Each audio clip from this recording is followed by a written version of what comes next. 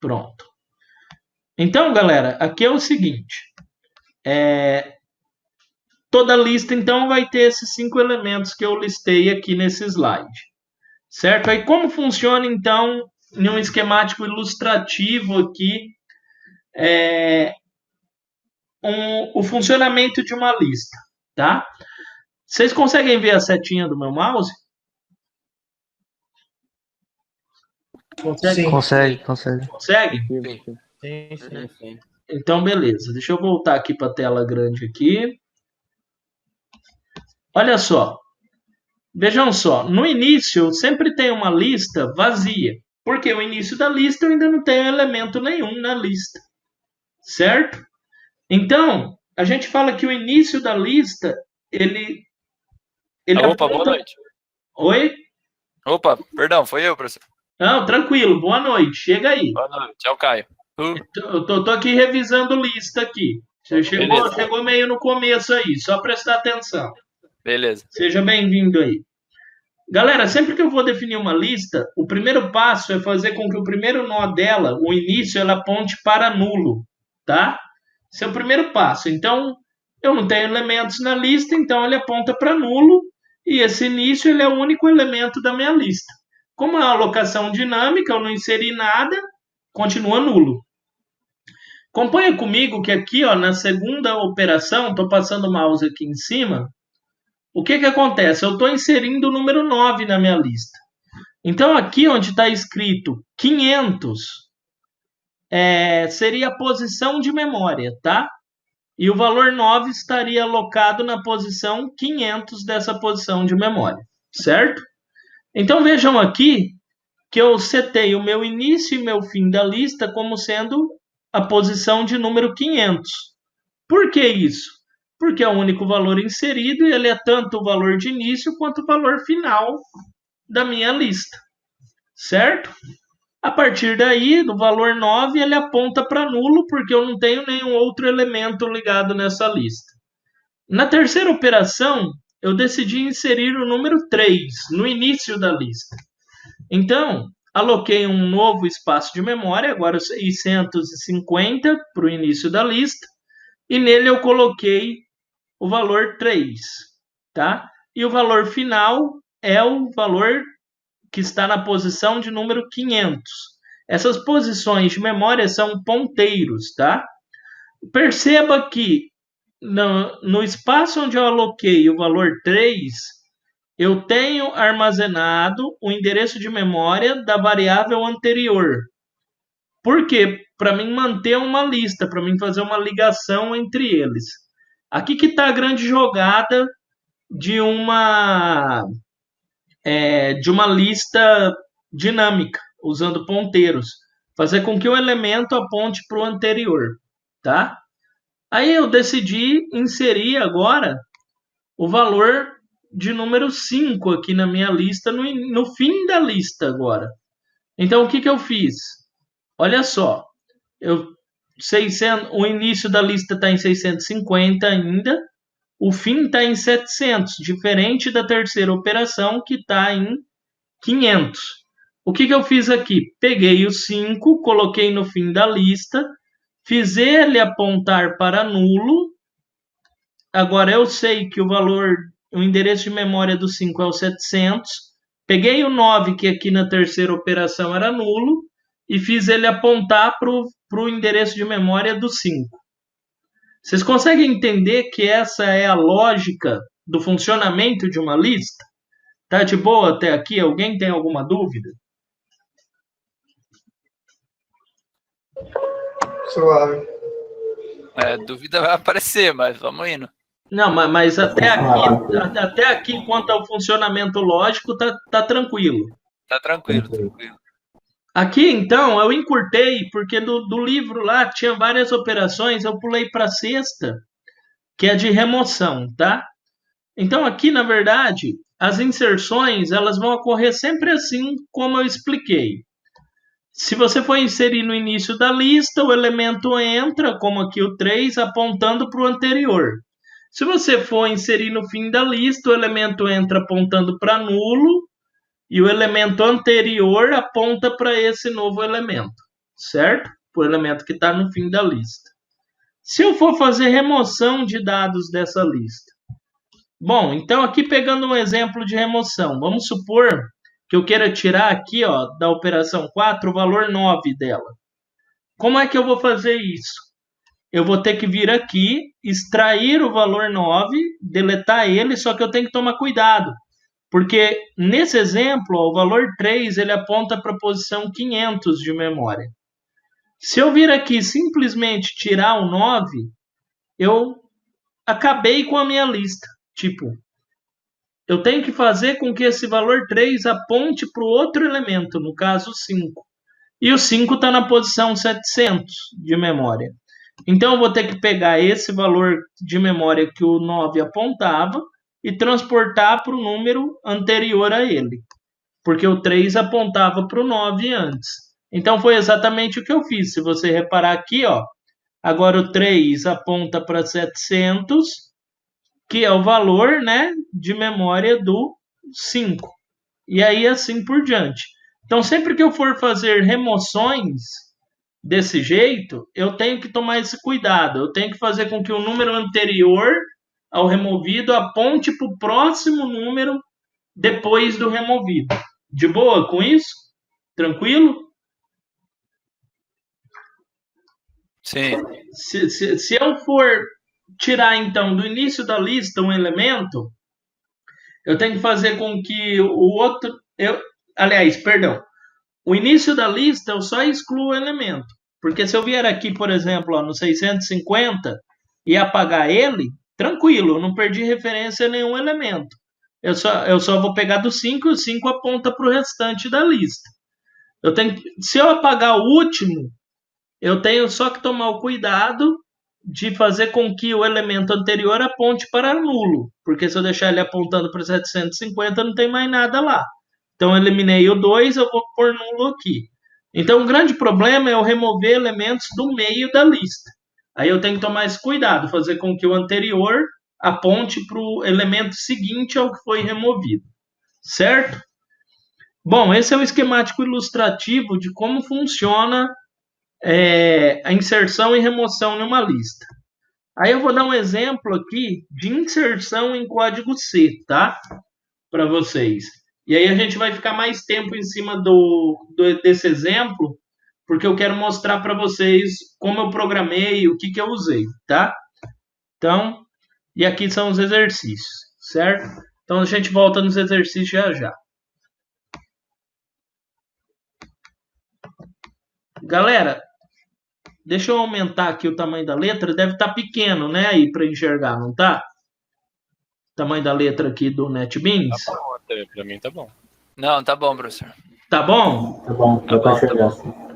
Ó, pessoal, Quem tá em celular, não.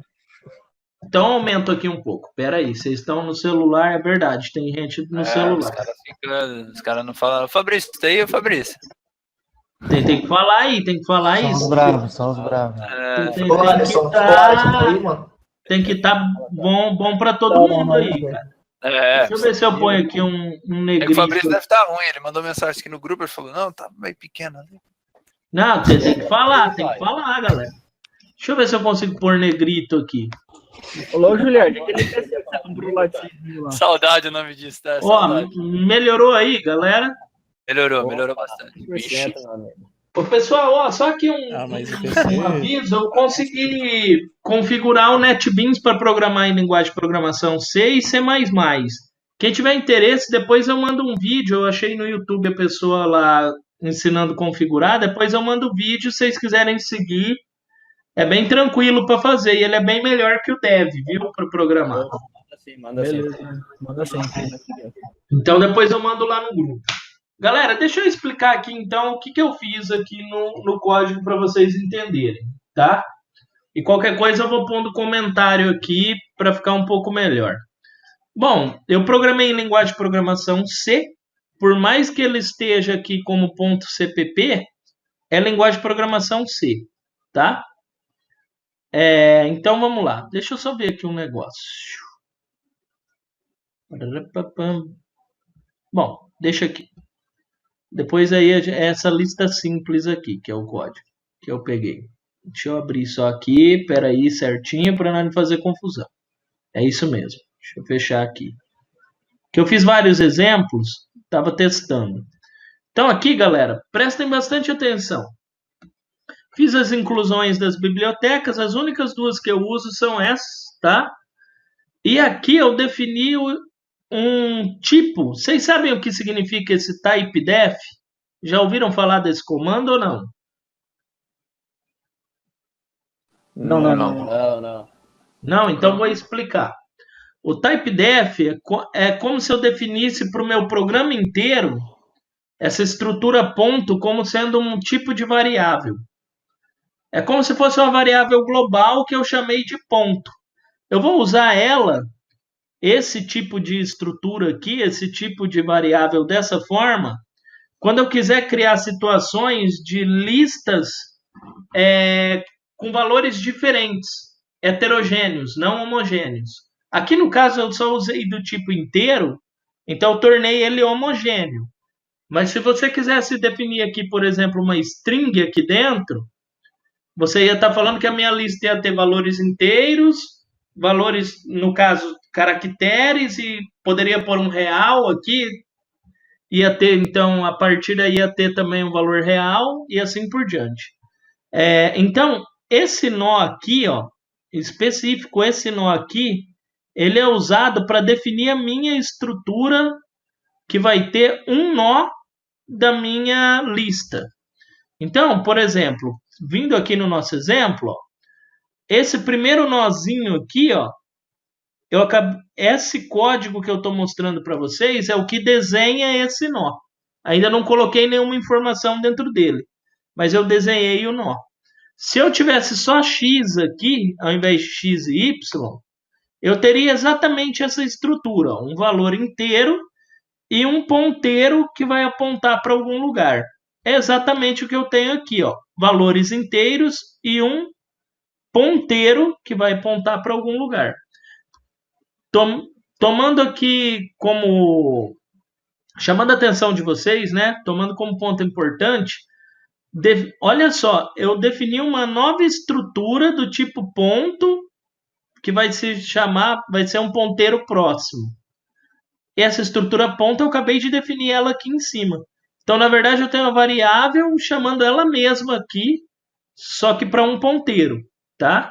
O que vocês têm que lembrar? Que sempre que for trabalhar com listas, você tem que usar isso daqui, tá? A gente pode fazer vários exemplos se vocês quiserem. E aí eu dei um apelido para ela aqui que chama t_ponto, tá? Então, para mim não ficar chamando ponto, eu chamei de t_ponto, ou seja, tipo ponto. Bom, o que eu fiz então aqui, ó? Defini aqui dentro do int main um ponteiro chamado ini_ponto, que é do tipo dessa estrutura que eu acabei de explicar para vocês, e um ponteiro chamado próximo_ponto, que é do mesmo tipo de estrutura. Lembra que eu falei para vocês que toda lista é obrigatório ter um início? Então é exatamente o que eu fiz aqui. Definir uma variável que vai ser um início. Essa variável tem que ser do tipo ponteiro, porque ela vai apontar para o endereço de memória. Eu ainda não... lembrando que até então eu ainda não inseri nada dentro da minha lista. Eu só estou montando a estrutura dela. Estou preparando, estou falando que vai existir um ponto inicial, que pode existir um próximo ponto e assim por diante. Essa variável aqui, resposta, mais para frente no programa eu explico o que ela é. E agora aqui, vou chamar bastante atenção para vocês para esse comando aqui que eu estou dando um enter nele. Esse comando aqui, ele é super importante. Quando eu trabalho com alocação dinâmica de memória, no caso ponteiros, eu preciso saber se eu tenho ou não espaço suficiente na minha memória para fazer com que os dados dessa lista, né, desse ponteiro, ele possa ou não ser armazenado. Lembra que eu falei para vocês que um ponteiro aponta um espaço em memória? E aí depois, aí depende do que eu for guardar lá, eu preciso de mais ou menos bytes, né?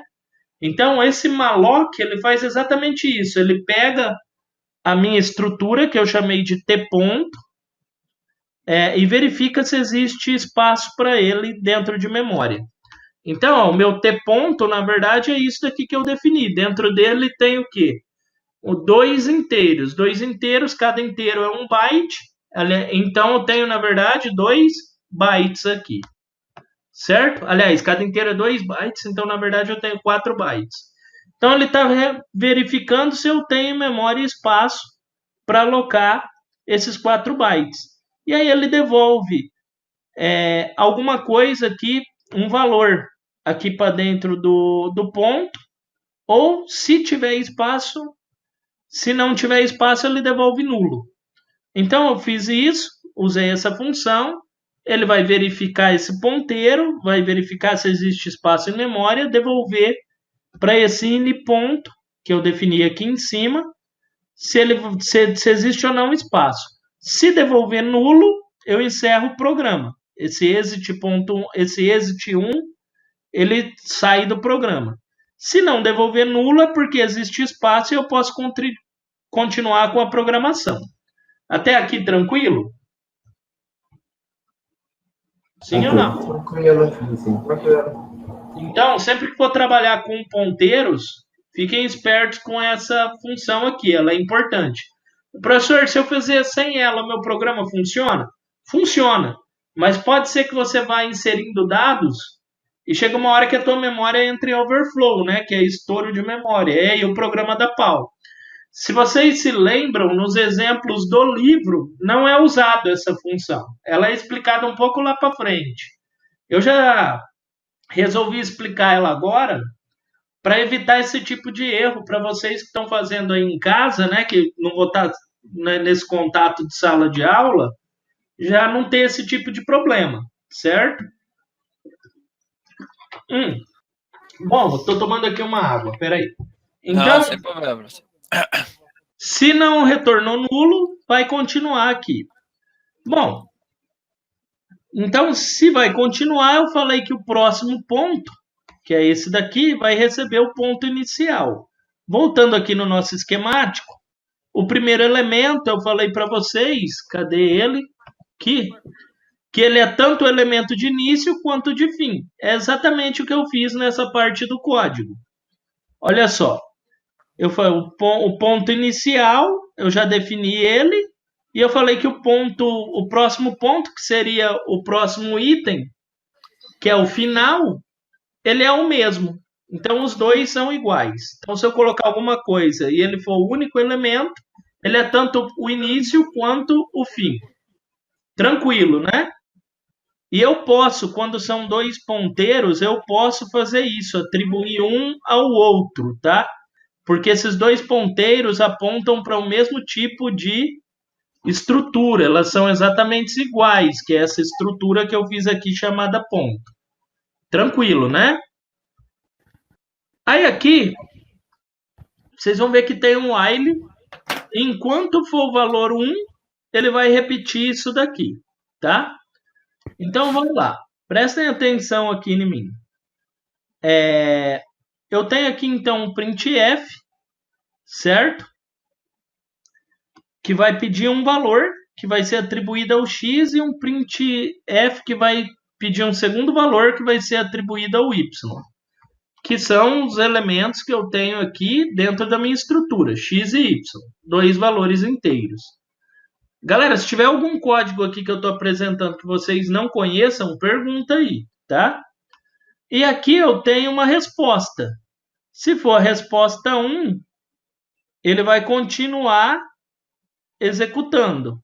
Se não for a resposta 1, aí ele para, ele dá break.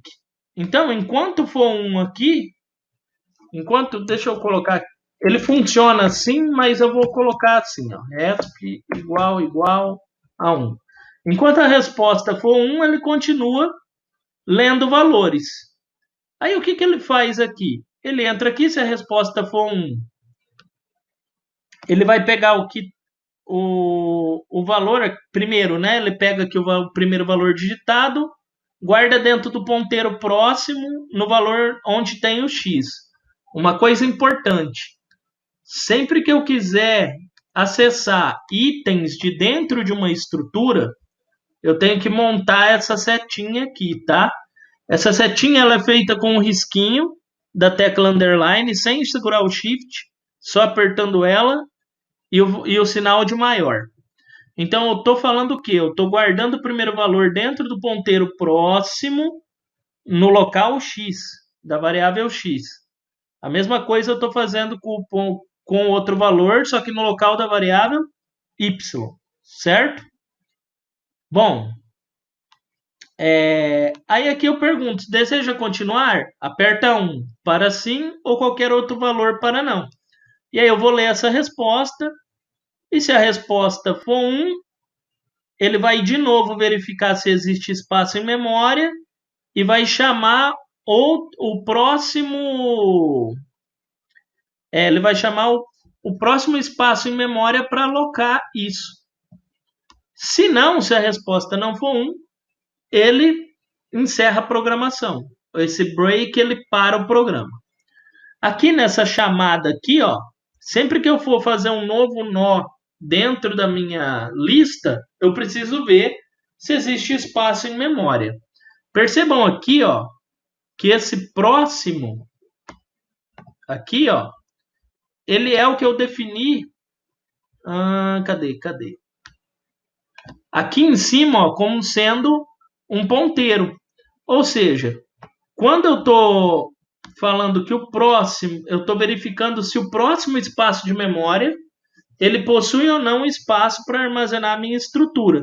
Se ele possuir, eu faço com que esse ponto que existe, já que eu coloquei esses dados, ele receba esse próximo espaço, ou seja, ele receba o endereço de memória do próximo espaço. Se não houver espaço, ele não recebe nada e encerra o programa.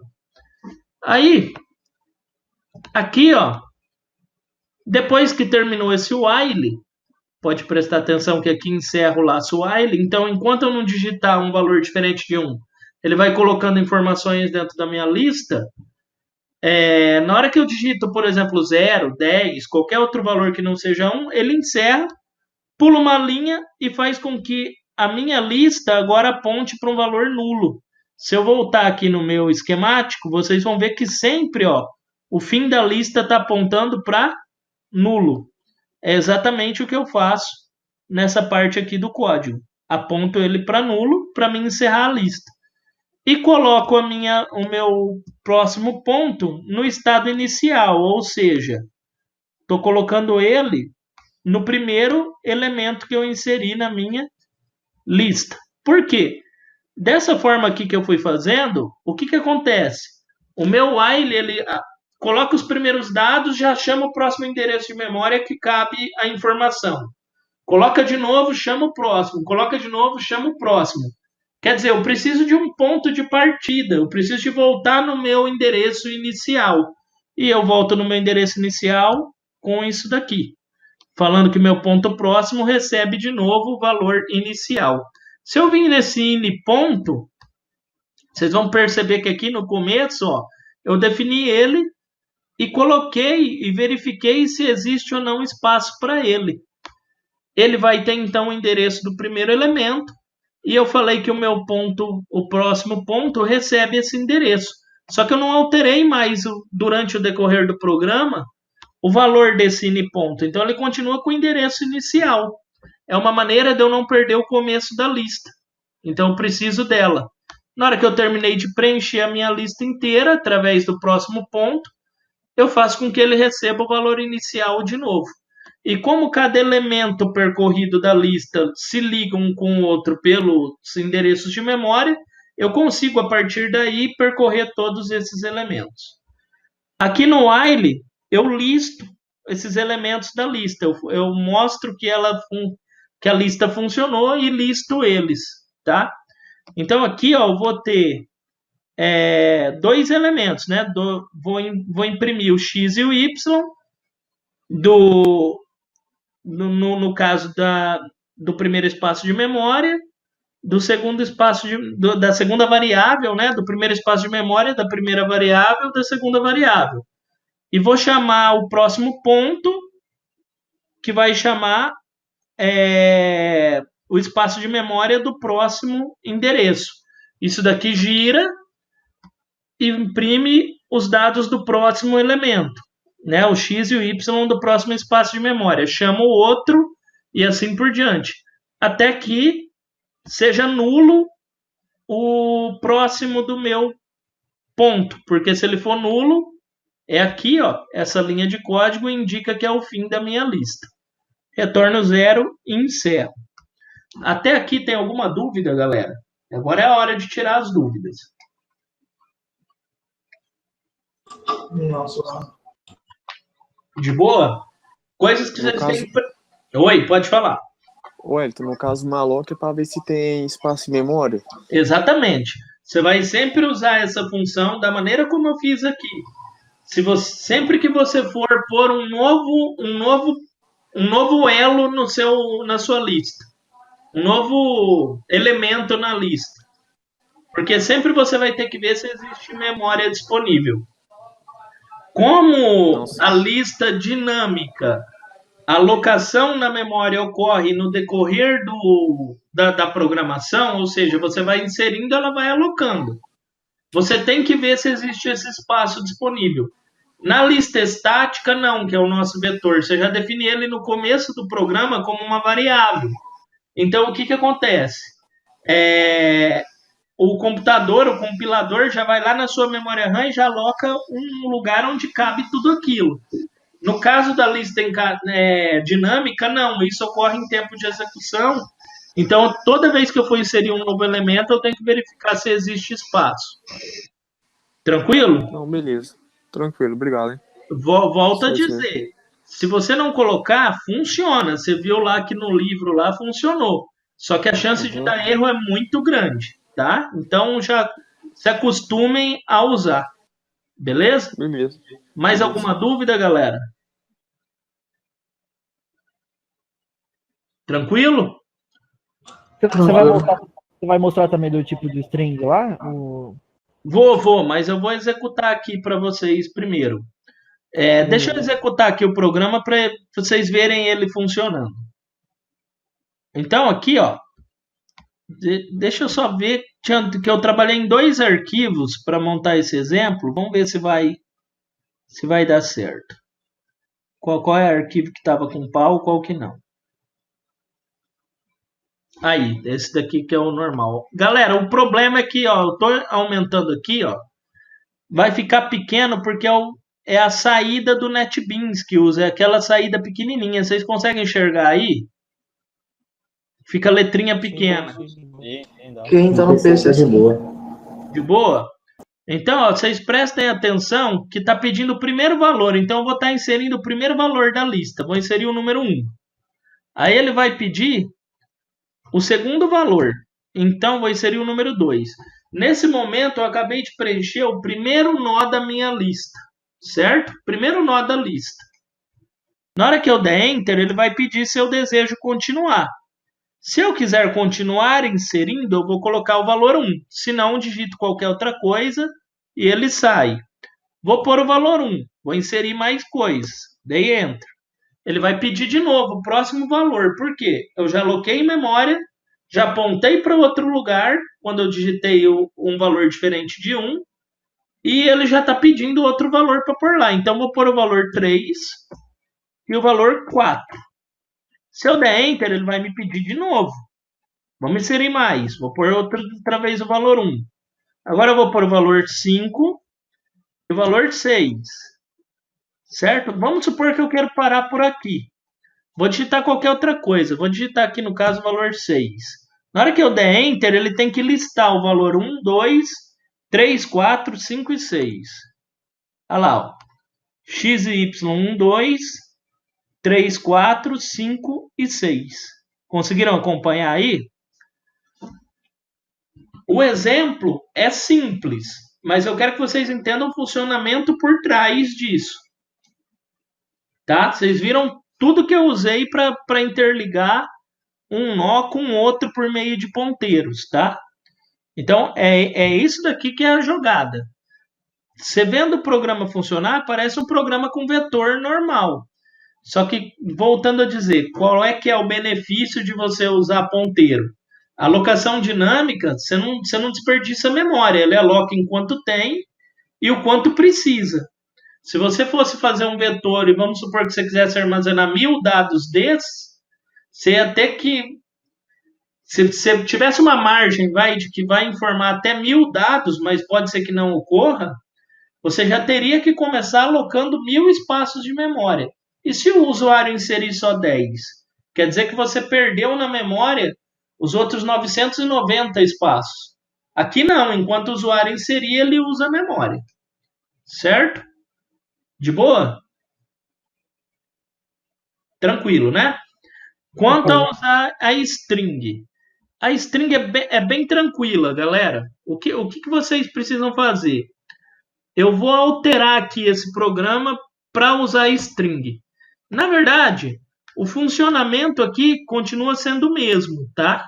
Só que como eu vou colocar aqui tipo caractere de uma estrutura heterogênea, aliás, de uma estrutura homogênea vai passar a ser heterogênea, porque agora eu não estou mais trabalhando só com inteiro, eu estou trabalhando com inteiro e outro tipo de dados. Pode ser um caractere, pode ser um float e assim por diante.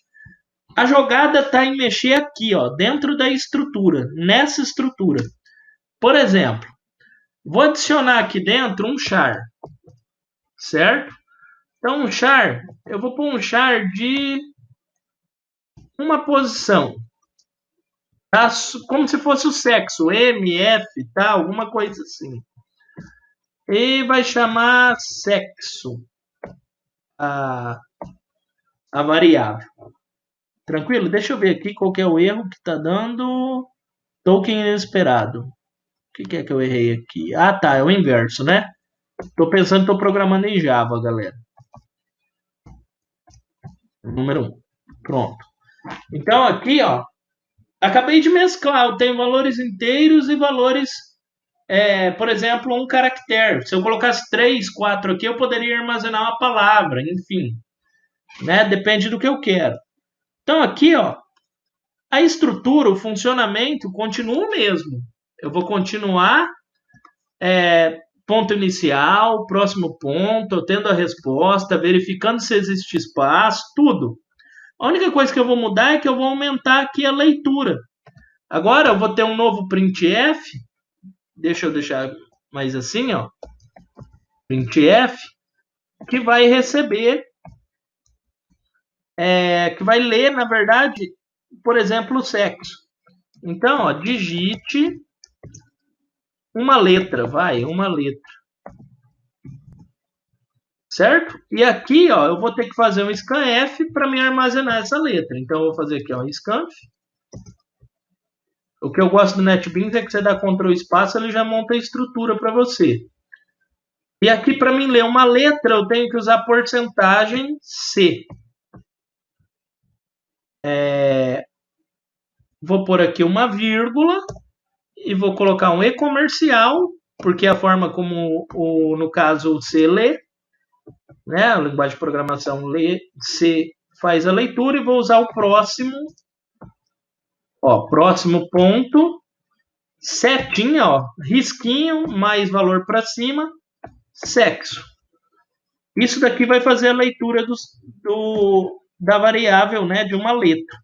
Aí eu preciso de listar isso, né? De alguma forma. Eu preciso listar essa letra aí.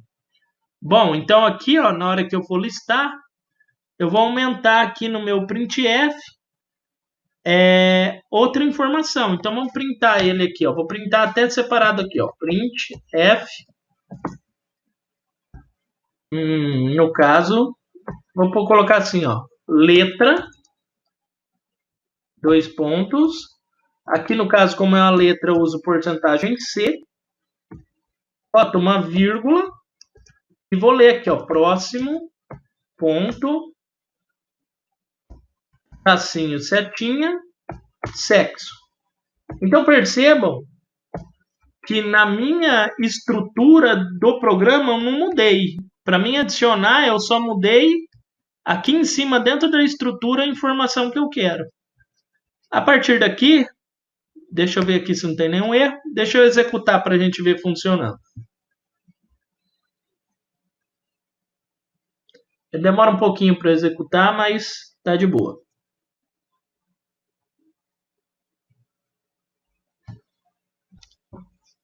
Tá, então vamos lá. Pediu um valor. Vou pôr aqui um valor qualquer, 5. O segundo valor, 9.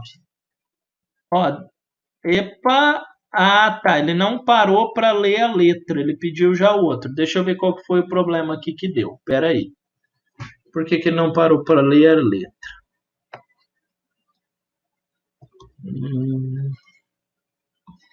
Vou mudar esse comando aqui para getch, tá? É um comando que pega caracteres, ok? Em C. Se der esse problema quando vocês forem fazer com scanf, usa getch que tá de boa, tá? E getS pega em string, uma quantidade de caracteres que seja mais que uma letra. Bom, então aqui próximo ponto.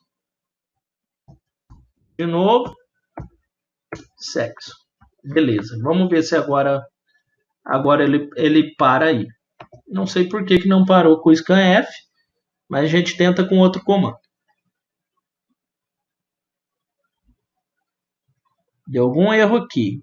getC. getch não declarada no escopo.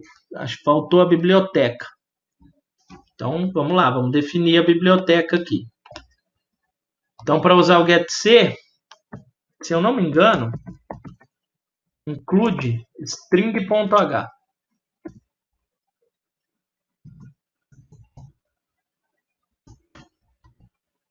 Acho que era isso.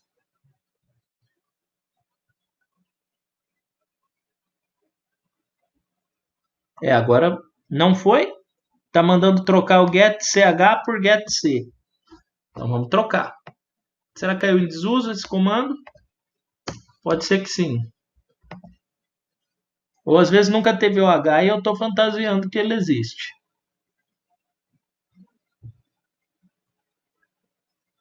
Não foi, não pode converter.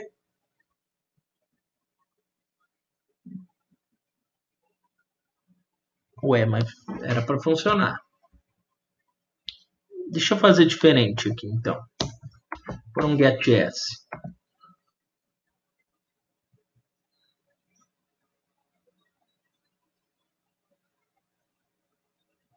Foi. Então esquece o getC, usa getS. Certo, galera? Isso daqui vai estar gravado, eu vou postar no YouTube, tá? Para vocês verem. Então vamos lá. Valor 8, valor 5. De novo ele não deixou pôr a letra. A letra que você deseja. Sei lá, vou pôr aqui uma letra para ver. Não, deu pau. Deu pau em alguma coisa aqui. Pera lá. A gente resolve. Ele pediu, deseja continuar. Alocou a resposta. Por quê? Esta função verifica que...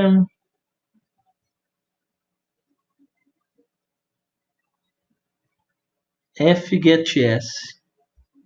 Tá pedindo para usar o fgetS. Vamos ver.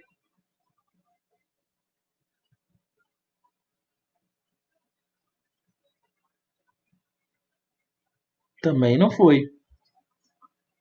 Ué, que estranho. Espera aí, galera. Sexo...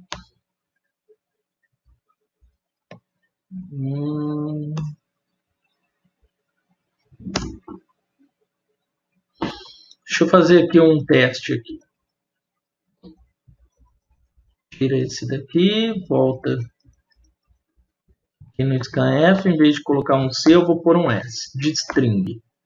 Porque por mais que seja uma letra só, ele também é uma string. Mesmo composta por uma letra só.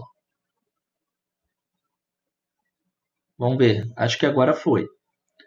Valor 5, valor 6, uma letra, agora deu certo. Por exemplo, uma letra M de masculino. Eu não coloquei um espaço ali, né? Mas vamos lá. Vamos continuar digitando. Agora, 1. Quero continuar. Vou pôr o 8. Vou pôr o 9. Não quero... E vou pôr uma letra. F de feminino, por exemplo. Agora eu não quero mais. Então, vou digitar aqui 0 e vou encerrar. Prestem atenção aqui, que ele deu pau na leitura da letra, né? Vamos descobrir, então, o que aconteceu aqui com a leitura dessa letra. Espera aí. Então, os ajustes, né? Tá. Aqui tem que ser S, não C. Por isso deu pau. Vou já aproveitar e pôr aqui um espacinho aqui na frente, igual fiz com o outro, para não ficar ruim de visualizar. Então, aqui, vamos lá, executando de novo. Agora vai dar certo, tranquilo. 5, 6, uma letra, M de masculino. 6, 2, opa, eu digitei 6, ele saiu. Mas já deu para ver aqui, ó, que funcionou. 5, 6 é a letra M. Vou executar novamente para a gente pôr mais informações. Valor do 3, 2, a letra M. Eu quero continuar, sim. Então, outro valor, 9, 8, a letra, sei lá, F. Eu quero continuar. Então, 1. Vou de novo 3 elementos aqui, ou até mais, para a gente ver funcionando. Letras, L. Eu vou continuar, sim. E assim por diante, enquanto eu quiser. Não existe um tamanho. Se eu quiser pôr 1000 dados, ele vai alocar em memória esses 1000 dados. A não ser que chegue uma hora que não existe mais memória, aí ele vai te avisar, não existe mais memória, por causa da função malloc. Então, por exemplo, 6, 5, letra, sei lá, P. Agora eu não quero mais continuar. Então, ele foi lá, letra, é que eu fiz aqui os /N errado, né? Mas, 3, 2, 3, 2, letra M aqui embaixo. A partir daqui para frente, 9, 8, 9, 8, letra F está aqui embaixo. 9, 7, e assim por diante, Letra L está aqui embaixo, e assim por diante. Alguém, alguma dúvida aí, galera? Podem falar aí. Tranquilo? Deu pra entender. Alguém não entendeu alguma coisa? Tá tranquilo? De boa? Eu vou colocar aqui um /N aqui no fim. Depois eu disponibilizo esse exemplo aqui também para vocês. E assim por diante, né? Deixa eu só executar para ver se ficou melhor para visualizar. E assim por diante. Se eu quisesse colocar um valor real, um float, eu ia lá na minha estrutura, modificava o float, fazia o esquema para ler esse float e o esqueleto do programa permanece o mesmo. Então é bem tranquilo. Uma vez que você entende como funciona o esqueleto do programa, você vai embora. O funcionamento de lista ela é sempre igual, só que tem essas regrinhas, né? Então tem que ficar esperto com essas regrinhas aí. Tomando como exemplo o que eu passei aqui, é bem tranquilo. Deixa eu pôr mais uma informação aqui. Errei. Tá, beleza. Vou pôr 0 aqui. Eu coloquei um número aí, deu pau. Aqui, pode ver, que como eu coloquei uma letra no lugar que era para ser número, ele deu pau. Mas deu certo, agora pulou bonitinho. Era isso que eu queria. Então, galera, na verdade, a aula proposta para hoje era isso. Eu quero que vocês tenham entendido o que aconteceu aqui no programa. Conseguiram entender? Sim, deu para pegar a base. Deu? Eu estou gravando, tá? Então essa explicação vai ter depois no YouTube para vocês. Agora vou finalizar aqui a aula já. Então mostrei o exemplo. O exercício é o seguinte que eu quero que vocês façam. Criar uma lista que receba o valor de várias medidas de alturas de pessoas. E quando o usuário decidir que não quer mais inserir esses valores, o programa irá listar esses valores. Então, uma lista que contenha um único valor real para a altura. Tá? Esse exercício é bem simples. É mais para fixar conhecimento mesmo, para vocês se familiarizar com os códigos. e pega e só replicar o que eu fiz colocando no lugar de um inteiro R$1, tá? Um valor float. E o de baixo já é mais um desafio, tá? Cria um exemplo onde seja inserido valores de um pedido de acordo com um pedido. Então, é struct, né, que é aquela estrutura que eu mostrei para vocês aqui no início. Esse type def aqui, ó, ele vai ser encarado como se fosse um cardápio. E aí, o que você vai fazer? Você deve conter o código do pedido, que vai ser um valor inteiro. Então, pode ser uma variável código pedido. O item pedido, que é um caractere, por exemplo, cheeseburger. Você vai definir lá um caractere, um vetor de char maior, né, que caiba uma frase. E vai usar exatamente como eu mostrei aqui para vocês, com getS. Vai funcionar normal. E um valor do item, que é o tipo float. Tudo isso junto naquela struct. Isso vai virar um pedido. E aí você vai fazer vários pedidos e no final do programa você vai exibir todos esses pedidos. E aí tem o desafio está aqui, fazer a soma de todos os valores desses itens, usando essa estrutura aí. Na próxima aula eu mostro a correção para vocês, tá? Mas eu quero que vocês façam e me enviam aqui. Lembrando que tem que enviar no Google Classroom, que eu vou fazer a chamada depois por lá, tá?